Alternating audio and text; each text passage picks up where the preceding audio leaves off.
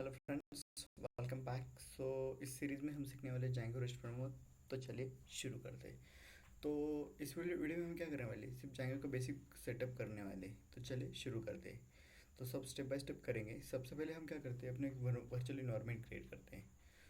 Virtual environment हम इसी location में अपना प्रोजेक्ट करने वाले हैं, तो वर्चुअल इन्वायरमेंट भी हम इसी लोकेशन पे क्रिएट करने वाले हैं। तो मैं इस लोकेशन में अपना टर्मिनल ओपन कर लेता हूँ।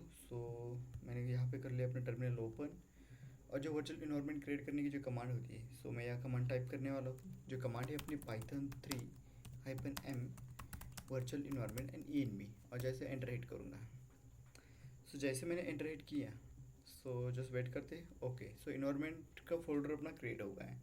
अब हमें क्या करना पड़ेगा, उस इन्वायरमेंट को एक्टिवेट करना पड़ेगा। एक्टिवेट कैसे करेंगे, हमें जाना पड़ेगा cd इन्वायरमेंट फोल्डर में, उसके अंदर जाएंगे बिन में और एंटर हिट करेंगे। ठीक है, अब हम यह एलएस कर लेते हैं। देखते हैं यहाँ पे एक्टिवेट एक फाइल बनी हुई है, तो इसकी मदद से हम उसको एक्टिवेट करेंगे। तो एक्टिवेट करने के लिए अपनी कमांड है सोर्स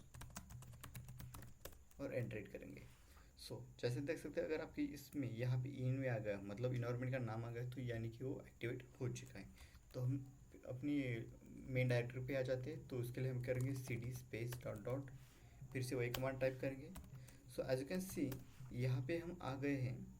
इन्वायरमेंट जो फोल्डर है उस वाले पे लोकेशन पे आ गए।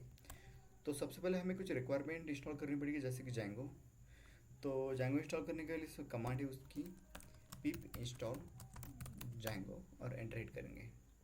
सॉरी, मिस्टेक हो गई। pip install Django। ओके, मैंने एक कर दिया। जैसे देख सकते हैं अभी Django अपना इंस्टॉल हो रहा है। ओके, Django इंस्टॉल हो गया है। मुझे किस टाइप का एरर दिखा रहा है। मैं अपनी इसकी अपग्रेड भी कर लेता हूँ पिप को। मैंने इसको कॉपी पेस्ट कर दिया और इसको भी अपग्रेड कर लिया है। ठीक है, ओके, ये वाला हो गया है। तो अब हमारे इन्वायरमेंट में Django तो इंस्टॉल हो गया है, बट हमें और एक चीज़ की रिक्वायरमेंट की ज़रूरत है। वो है Django REST framework. Django REST framework को हम भी इंस्टॉल कर लेते हैं अभी। तो इंस्टॉल करने के लिए सबसे पहले हम जाते हैं गूगल पे। तो यहाँ पे टाइप करते हैं Django REST framework. Enter hit करते हैं। जैसे देख सकते हैं, हम ये जाते हैं कहाँ पे, तो पहली वाली ओपन कर लेते हैं।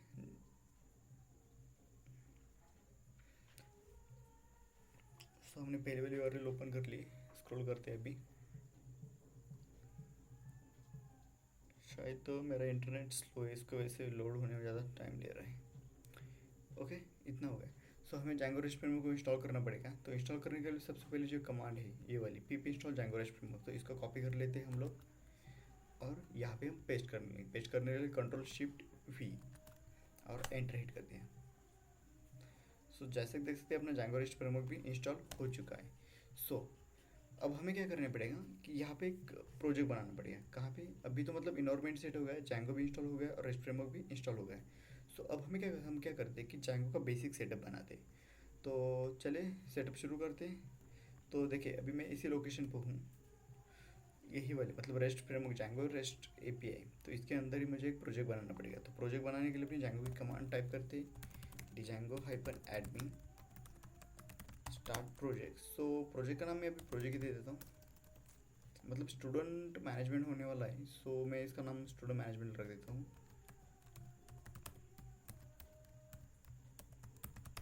तो मैंने यहाँ रख दिया स्टूडेंट मैनेजमेंट और एंटर हिट किया।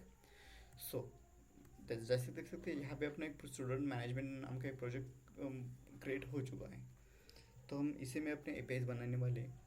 तो हम जाते हैं अभी उस फोल्डर के अंदर। तो मैंने कर दिया cd स्टूडेंट मैनेजमेंट और एंटर हिट कर लिया। एलएस कर लेते हैं। देखिए यहाँ पे दो फाइल है, manage.py और स्टूडेंट मैनेजमेंट एक फोल्डर है। तो देखिए यहाँ पे जो manage.py फाइल एक बनी हुई है और स्टूडेंट मैनेजमेंट नाम का फोल्डर बना हुआ है। तो हम क्या करते हैं, इसको पाइचाम में ओपन कर लेते हैं। मैं डायरेक्टली पाइचाम में ओपन करने के लिए मैं Ctrl+L करता हूँ, यानी कि मुझे इसका फोल्डर का पाथ मिल जाएगा। मैंने इसको कॉपी कर लिया। मैं अपना पाइचाम ओपन कर लेता हूँ, यहाँ पे जाता हूँ फाइल्स में। तो यहाँ पे गया मैं फाइल्स में और यहाँ पेस्ट कर दिया और इसको मैंने ओपन कर लिया दिस विंडो। ठीक है, अब जैसे देख सकते हैं, अब हम क्या करते हैं, बेसिक वाला सेट कर लेते हैं। ठीक है, तो हमें क्या करना पड़ेगा, सबसे पहले अब जाना पड़ेगा सेटिंग में। तो सेटिंग में हम क्या करते हैं, यहाँ पे हम जाएंगे इंस्टॉल्स ऐप में। ठीक है, इंस्टॉल ऐप में देख सकते हैं कि यहाँ पे कुछ इंस्टॉल ऐप में हमें क्या करना पड़ेगा, यहाँ पे देख सकते जांगो के प्रोजेक्ट की सेटिंग्स है, डेटाबेस की है और बाकी सब चीज़ें। तो अभी हम इस पे ज़्यादा ध्यान नहीं देंगे। पहले हम क्या कर ले, ऐप क्रिएट करते हैं। ठीक है, तो ऐप क्रिएट करने के लिए हम क्या करते हैं, टर्मिनल ओपन कर लेते हैं। और टर्मिनल लोकेशन उसी जगह पे होनी चाहिए जहाँ पे अपनी manage dot P Y file है। सो जैसे देख सकते हैं यहाँ पे manage dot P Y file है, तो इसी लोकेशन पे अपनी टर्मिनल होनी चाहिए। तो यहीं पे हम ऐप क्रिएट करेंगे। तो मैं क्या ऐप क्रिएट करता हूँ, पाइथन मैनेज डॉट पाई स्टार्ट ऐप, और ऐप का नाम देता हूँ ए पी आई। ठीक है, क्योंकि हम ए पी आई बनाने वाले हैं। सो मैंने एंटर हिट किया। ठीक है, मतलब अपना, अब देखिए मैं कंट्रोल एल कर लिया, स्क्रीन क्लियर कर ली, एल एस किया। तो जैसे देख सकते हैं यहाँ पे ए पी आई नाम का एक फोल्डर बना हुआ है, और दूसरा मैनेज डॉट पी वाई और तीसरा स्टूडेंट मैनेजमेंट। ये तीनों फोल्डर्स है। ठीक है, मतलब एक फाइल और दो फोल्डर्स हैं। तो अब हम क्या करते हैं, बेसिक वाला सेटअप कर लेते हैं।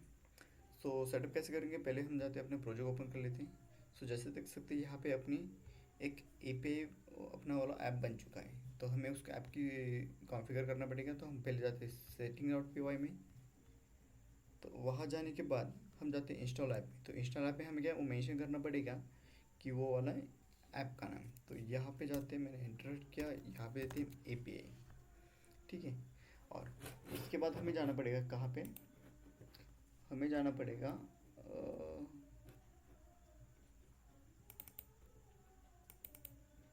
ठीक है, तो हमें और एक ऐड करना पड़ेगा जैंगो रेस्ट फ्रेमवर्क को।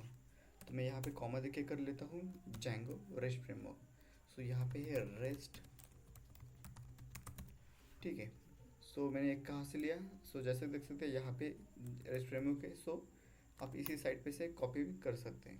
तो मैंने कॉपी कर लिया या फिर यहाँ पे पेस्ट कर लिया। ठीक है, ये अपनी दोनों वाली चीज़ें तो हो गई। तो हमें और एक चीज़ करनी पड़ेगी। अब हमें क्या करना पड़ेगा, इसको ऐड करना पड़ेगा। कहाँ पे ऐड करना पड़ेगा, हमें इसको ऐड करना पड़ेगा U R S dot P Y file में। सो यह जैसे देख सकते हैं project U R S dot P Y file है। तो मैं इसको ओपन कर लेता हूँ। ये ऊपर की चीज़ें हमें नहीं चाहिए कमेंट, उसको मैं डिलीट कर देता हूँ। और यहाँ पाथ पाथ के आगे हमें क्या करना पड़ेगा, इंक्लूड ऐड करना पड़ेगा। तो मैं देता हूँ कॉमा इंक्लूड। ठीक है, और यहाँ पे देते हैं हम अभी एपीआई का ऐप का यूआरएल देते हैं। तो ऐप की यूआरएल कैसे देंगे, हम करेंगे पाथ एपीआई, और यहाँ पे देंगे इंक्लूड, यहाँ पे देंगे एपीआई डॉट यूआरएलएस। ओके, इतनी चीज़ें हो गई। अब हमें क्या करना पड़ेगा, हमारे एपीआई में जाना पड़ेगा। ठीक है, तो यहाँ पे हम एपीआई में जाते हैं, मतलब एपीआई वाले ऐप में जाते हैं। वहाँ पे हमें क्या करना पड़ेगा, सबसे पहले कुछ मॉडल्स हम बनाने पड़ेंगे। मॉडल्स मतलब जैसे कि डेटाबेस के टेबल्स बनाने पड़ेंगे। तो पहले हम मॉडल्स ओपन कर लेते हैं। यहाँ पे हम कुछ मॉडल्स बनाएंगे, मतलब डेटाबेस के कुछ फील्ड बनाएंगे। तो वो बनाने के लिए हमें क्या वो हमें बनानी पड़ेगी। तो उसके लिए हम क्या लिखेंगे, क्लास।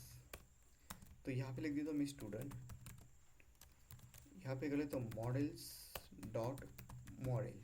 ठीक है, कॉलन देके अब फिर यहाँ पे हमें कुछ फील्ड लिखनी पड़ेगी। तो फील्ड है name is equal to models dot character field लेता हूँ मैं। इसकी मैक्स लेंथ लेता हूँ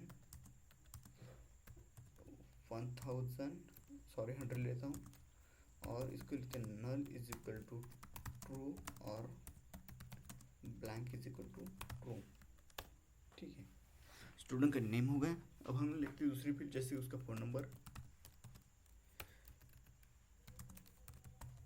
models dot character field, max length लेते हैं 11, null is equal to true, blank is equal to true. So आप ये सोच रहे होंगे भैया null is equal to true blank is equal to ऐसे क्यों लिखा है, कि ये मैंने इसलिए लिखा है, जब हम कोई फील्ड बनाते हैं अगर हमने वैसे नहीं लिखा तो वहाँ पे हमें एरर देगा। मतलब अगर नहीं लिखा तो एरर देगा, अगर लिखा तो अगर वो फील्ड एम्प्टी है, मतलब नल है या ब्लैंक है कुछ भी हो, तो हमें एरर नहीं देगा, मतलब वो फील्ड क्रिएट हुई है बट वहाँ पे कोई डेटा फिल नहीं हुआ। तो उसकी वजह से मैंने वो यहाँ पे null is equal true, blank is equal to true कर लिया है। ठीक है, दूसरे वाले फील्ड लेते हैं address,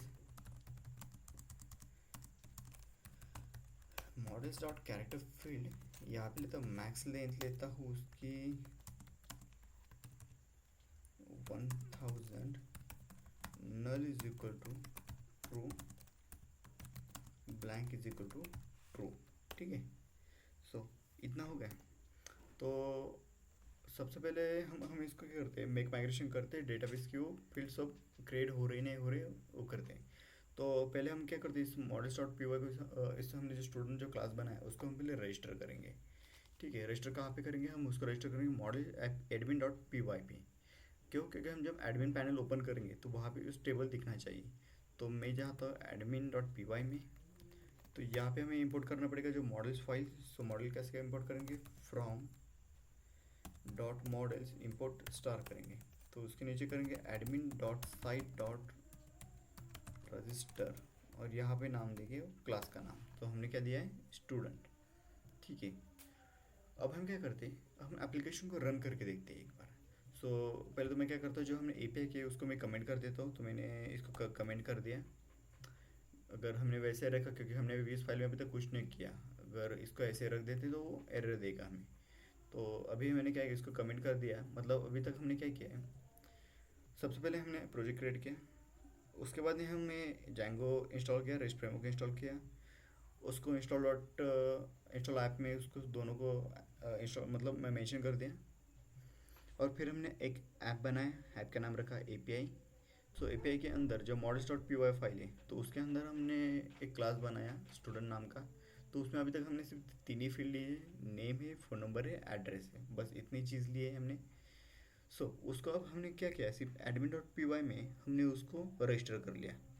admin dot P Y में मुझे from dot models import star, star का मतलब है जितने भी मॉडल्स हैं वो सब मुझे चाहिए। यहाँ पे रजिस्टर क्या है, admin dot site dot register, और यहाँ पे क्या है हमने स्टूडेंट। ठीक है, तो अभी हम क्या करते हैं, इसको रन करते हैं। जैसे टर्मिनल टर्मिनल पे जाते हैं, तो टर्मिनल का लोकेशन देखते हैं कहाँ पे, लोकेशन देखिए जहाँ पे मैंने डॉट पी वाई फाइल है, यहीं पे अपना टर्मिनल ओपन है। तो यहाँ पे हम क्या करते हैं, अब मेक माइग्रेशन माइग्रेट वाली कमांड फायर करते हैं। सबसे पहले करेंगे हम मेक माइग्रेशन। तो मैं जाता हूँ मैं कमांड टाइप करता हूँ Python manage dot pi make migration and app का नाम, तो मैंने दिया ऐप का नाम एपीआई। ठीक है, मतलब जैसे देख सकते हैं यहाँ पे अब ऐप का नाम मतलब ना मेक माइग्रेशन हो गया। अब हमें माइग्रेट करना पड़ेगा। माइग्रेट करने के लिए कमांड है पाइथन मैनेज डॉट पाई माइग्रेट। जैसे देख सकते हैं अभी माइग्रेट भी हो गया है। तो चले हम अभी सुपर यूज़र भी बना लेते हैं। सुपर यूज़र बनाने के, सुपर यूज़र की क्यों ज़रूरत है, जब हमें जैंगो का डिफ़ॉल्ट एडमिन पैनल एक्सेस करने के लिए हमें सुपर यूज़र की ज़रूरत है। तो उसके लिए क्रेडेंशियल चाहिए, तो वो पहले हम बना लेते हैं। उसके लिए कमांड है Python manage dot pi create super user and करेंगे। यहाँ पे मैं अपना यूज़र नेम रखता हूँ सचिन, मैं इसका एडमिन एडमिन रखता हूँ। ठीक है, एडमिन एडमिन सुपर यूज़र का भी पासवर्ड क्रिएट हो गया है। तो चलिए अब हम क्या करते हैं, इस सर्वर को अपने जैंगो जो एप्लीकेशन बनाया है अभी उसको रन करते हैं। तो रन करने के लिए कमांड है पाइथन मैनेज डॉट पाई रन सर्वर, और एंटर करेंगे। जैसे देखते अभी हमने रन हो गया है, मैं इसको कॉपी कर लेता हूँ, कंट्रोल शिफ्ट सी से मैंने इसको कॉपी कर लिया, और यहाँ पे न्यू टैब में मैं इसको पेस्ट कर दूँगा। ठीक है, देखते कुछ आता है नहीं आता है। जैसे देख सकते हैं अपने जैंगो का डिफ़ॉल्ट एडमिन पैनल ओपन हो चुका है।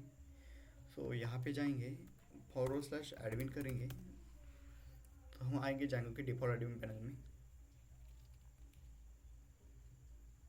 यहाँ पे हमें क्या करना पड़ेगा, यूज़र नेम पासवर्ड डालना पड़ेगा, कौन सा जो हमने अभी क्रिएट सुपर यूज़र कमांड से जो क्रिएट किया है वो वाला हमें यहाँ पे डालना पड़ेगा। तो मेरे केस में ही एडमिन, और पासवर्ड भी मैंने एडमिन रखा हुआ है। लॉगिन कर लेता हूँ।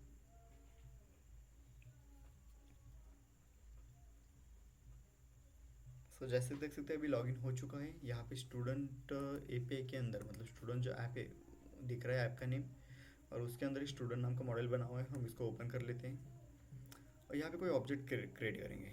ठीक है, तो मैंने उसको इस पर क्लिक किया स्टूडेंट पे, और यहाँ पे जाता हूँ मैं अभी ऐड स्टूडेंट पे।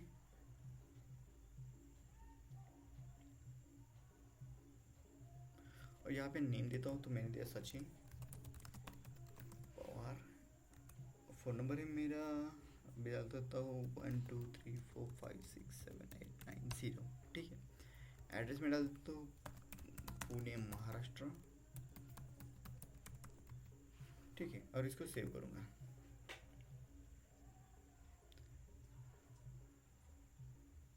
सो जैसे देख सकते हैं अपना ऑब्जेक्ट क्रिएट हो चुका है, बट हमें इस ऑब्जेक्ट का नेम डिफरेंट चाहिए। मतलब हमने जो नेम क्रिएट किया है, नेम डाला है जैसे सचिन पवार, उस नेम से ये वाला ऑब्जेक्ट नेम दिखना चाहिए। तो उसके लिए हम क्या करेंगे, जाएंगे अपने मॉडल्स डॉट पी फाइल में। यहाँ पे करना पड़ेगा def underscore S T R self, return करेंगे सेल्फ सेल्फ डॉट नेम। ठीक है, इतना हुआ है। तो फिर से जाते हैं अपने एडमिन पैनल पे, यहाँ पे पेज को रिफ्रेश कर देते हैं। तो यहाँ पे नेम से आना चाहिए, देखिए सचिन पवार नाम से आना चाहिए। सो जैसे देख सकते हैं मॉडल अपने उस नाम से, मतलब वो ऑब्जेक्ट वाला उस नाम से आ गया है। ठीक है। सो इस वीडियो में इतना ही। सो नेक्स्ट वीडियो में हम अपनी एपीआई पे वर्क स्टार्ट करेंगे। तब तक के लिए goodbye, have a nice day.